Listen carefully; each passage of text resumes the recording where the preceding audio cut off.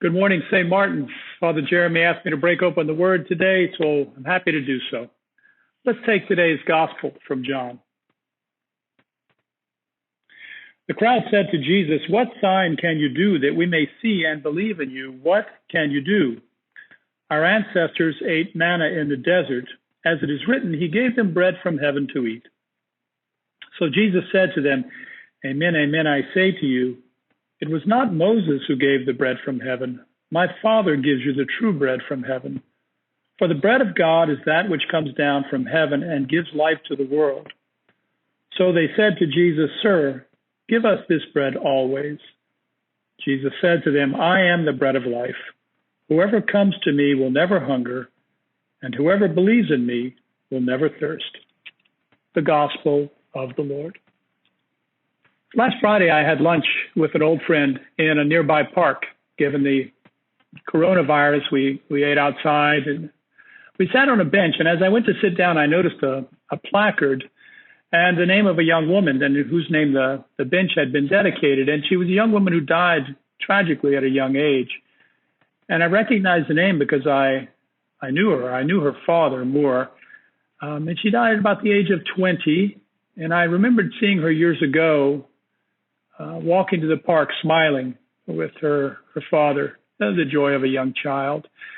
And so it was tragic to me that she had passed so quickly from this world. And she died of an epidemic. That's what struck me, the irony. We're going through this pandemic right now, but she died of what in the United States we call a disease of despair. And that's a real epidemic that I think threatens our whole world, threatens to become a pandemic. These diseases of despair are things that have actually shortened the average life expectancy in the United States. These are things like opioid overdoses, suicides, alcohol and drug addictions that lead to early death. Diseases of despair, and this young woman had died of one. The good news is that we don't have to wait for a vaccination. That the vaccine already exists for diseases of despair, and it's called hope. I bring that up because that theme of hope is really the theme of Easter, but it's also something that over and over again in the Gospels, Jesus provided. Not just hope for eternal life, but hope for today, hope for our lives today, hope for our lives here on earth.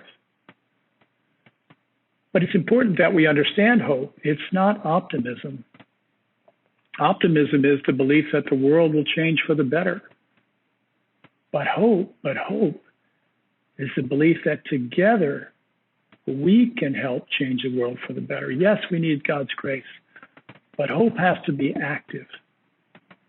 And so if we hope for an end to racism and discrimination, then we have to act a certain way.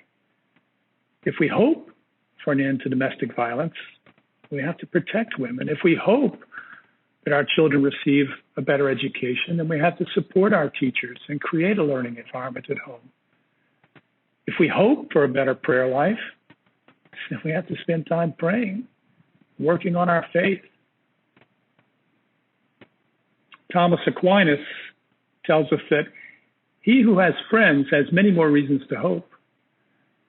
And so if we hope in community, our hopes, which are individual, when they're hoped out in community in that context, become much more expansive. And we can have bigger hopes and larger hopes for our world, for ourselves, for our community. The good news is that during my time at St. Martin's, I saw many, many, many more reasons to be hopeful. I saw Project Heal. I saw people reaching out to the mentally ill in the neighborhood. I saw people coming together to pray. There are many, many more reasons to hope at St. Martin's. And so perhaps today, you take some time to ask yourself, what am I hopeful for? What am I hopeful about?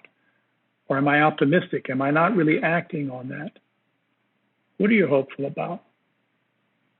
But take heart, Martins, because you have the vaccine down there.